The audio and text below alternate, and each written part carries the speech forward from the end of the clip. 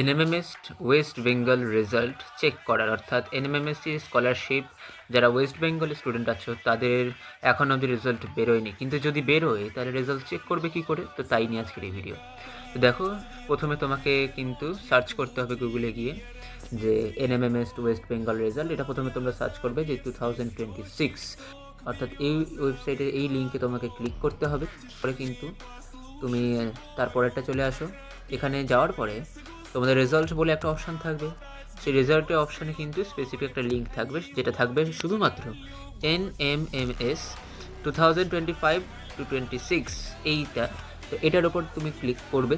আচ্ছা, এটা করার পরে তারপরে দেখবে যে ডিস্ট্রিক্ট ওয়াইজ সিলেকশন লিস্ট তোমাদের হাতে চলে এসেছে PDF আকারে।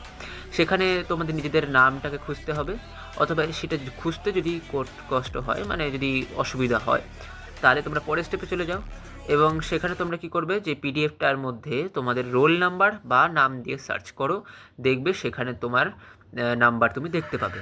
সেখানে তোমাকে ম্যাট আর স্যাটের স্কোর দেওয়া থাকবে, অ্যাজ ওয়েল এজ সেখানে তোমাকে কাট অফ মার্কস দেওয়া থাকবে, আর তুমি কত নাম্বারে আছো বা তোমার স্কুল সব ডিটেলস তোমার থাকবে। সব কিছু মিলিয়ে দেখে নেবে যে তুমি NMMS পেয়েছো কি না।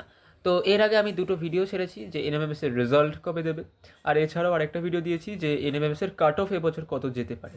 যদি না দেখে থাকো চ্যানেলে যাও, চেক আউট করে আসো শর্টসে। আর হ্যাঁ, তোমাদের এরপরে যে এক্সামগুলো আসছে, VSO বিদ্যাসাগর সায়েন্স অলিম্পিয়াড এবং অভয়চর মেরিট স্কলারশিপ, সেইগুলোর ফুল ডিটেলসে ভিডিও আমার চ্যানেলে দেওয়া আছে।